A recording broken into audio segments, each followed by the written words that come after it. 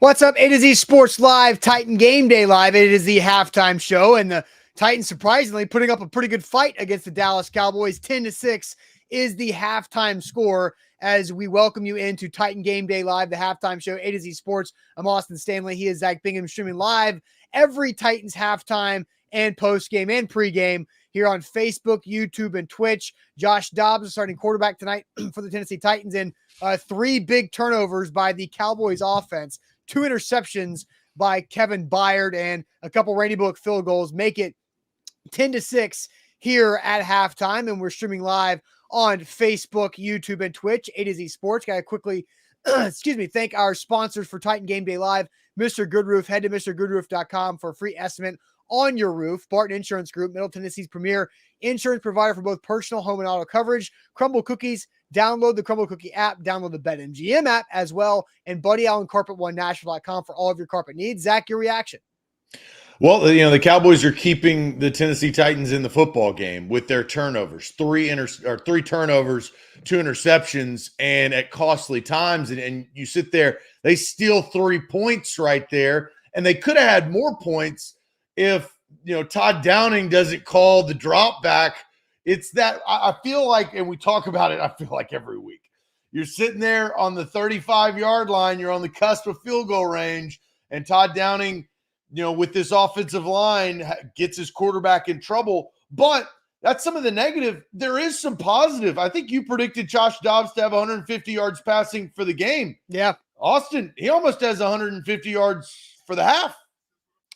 That's right. And Traylon Burks making a play there, walking the line down the sideline and able to get Randy Bullock in field goal range. So, I look, Josh Dobbs has done some good things in this game. He's done some bad things in this game. He's got to be able to hold on to the football. He fumbled the football twice, lost one of them, nearly threw an interception after the other fumble, but he's made throws down the field. Nice read and nice throw to Racey McMath. He's made a couple nice throws as well. Robert Woods has to step up because Robert Woods is failing his teammates. And for all the great leadership and great teammate that people talk about and the Titans talk about Robert Woods being, he's letting his teammates down with a drop on third down and falling down on third down. So Bobby Tree's got to step up for his quarterback and the rest of his team. But you're seeing some guys make plays. I'll give Todd Downing a little bit of credit on the 1st and 10 running back screen to Julius Chestnut. That was after the first Kevin Byard interception.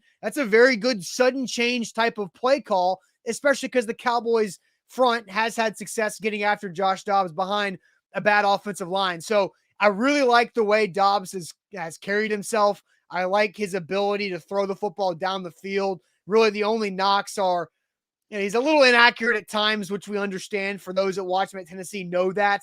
He has the ability for the ball to sail on him, and he's got to protect the football. But overall, you like what this offense has been able to do, minus a couple things of shooting themselves in the foot. And Robert Woods just not looking good whatsoever. Yeah, Bobby, please. And please catch the damn ball. And, he's hurting this football team. But on Dobbs, I'll say this. Look, the Todd Downing situation right, in field goal range to push him out, setting his quarterback back up for disaster. That was a negative, right? But I will say, Austin, I was preaching this all week long because we thought Malik Willis was going to placate the offense to Malik Willis's strengths. Austin, I truly believe that Todd Downing is placating the offense to Joshua Dobbs's strengths. We're seeing more rollouts. We're seeing him on the run. We're seeing more, just getting him in better situations. And Josh Dobbs, look, hats off to the Tennessee Titans. Josh Dobbs in 2 quarters, Austin, has played better than Malik Willis all year. And he hadn't even scored a touchdown. Yeah. Now, and Malik, has led touchdown drives. But it's a feel thing, Austin. Through 2 quarters, don't you feel that Josh Dobbs is going to give the Titans a better opportunity? He just, I feel like, has more control. It does. And Kirk Herbstreit pointed it out that Dobbs is up there making checks and audibles at the line of scrimmage and making reads pre-snap and then changing a play. I think what you're saying is true. And again, Malik Willis had more career passing yards and more in-game experience coming into this season or coming into tonight than Josh Dobbs had throughout his 6 years in the NFL, bouncing around on practice squads and other active rosters. But I do think what we're seeing is a guy who's at least been in the NFL for 6 years, in meetings, in practice, going through a bunch of different installs and game plan sessions and being able to execute out there on the football field under the lights. So I think what you're seeing from Josh Dobbs is a big positive. The Titans get the football back to start the second half. And I'm saying this, have an opportunity to take the lead. And you're seeing the offense move the football down the field over the last couple of drives for Josh Dobbs in this offense. But hey, who's keeping him in this thing? The Titans defense might not have some of their big names, but they got one big name in Kevin Byard, who's an absolute stud out there making plays with 2 picks. And the Titans defense as a whole, minus Roger McCreary having a couple penalties here and there, but as a whole, this defense is fighting and they're succeeding. They're putting Dak in some tough spots. They're forcing incompletions. They're doing a solid job against the run, minus a couple gash plays. But this defense is here trying to win this football game too. Well, I was going to text Will Steele because our morning show, they only need 5 more turnovers to reach 8, and the Titans win. That's what we said. They got to get. What did I say? Turnovers. I said at least the Titans to be +3 in the turnover margin. They're +1 right now. I know 8 +2. Plus right 2. Now. Yeah. And look, Jesse and Will right now are talking about, what are they doing? What are the Cowboys doing? This is the easiest game to win, and you're letting a bad team creep. This is what they're doing. This reminds me of high school sports. You got the varsity team versus the freshman team. The varsity team walks in there thinking, you know what, we're just going to come in here and do what we do and win and beat up on these 9th grade freshman kids. The freshman kids come in there amped up, ready to go, and give the varsity team a fight for a little bit. And the varsity team has to wake up and then respond. That's what it feels like. It feels like the Cowboys saw the inactives, saw who was at quarterback, saw all their fans in Nissan Stadium because it is a home game for the Cowboys, it feels like. And they're getting shell-shocked right now. The Titans are punching them in the face.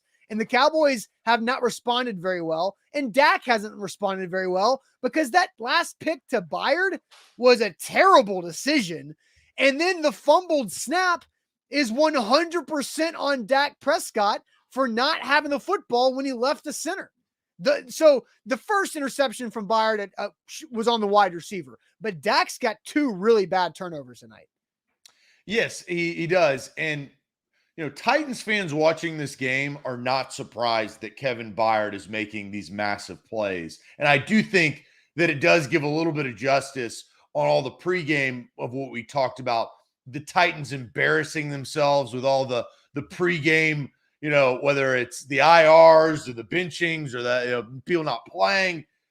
Kevin Byard is playing, and he is playing at a level that we have seen number 31 play for years and years. And I do think that he is respecting the two-tone blue tonight, at least in the first 2 quarters of play. Austin, they still got 2 more quarters.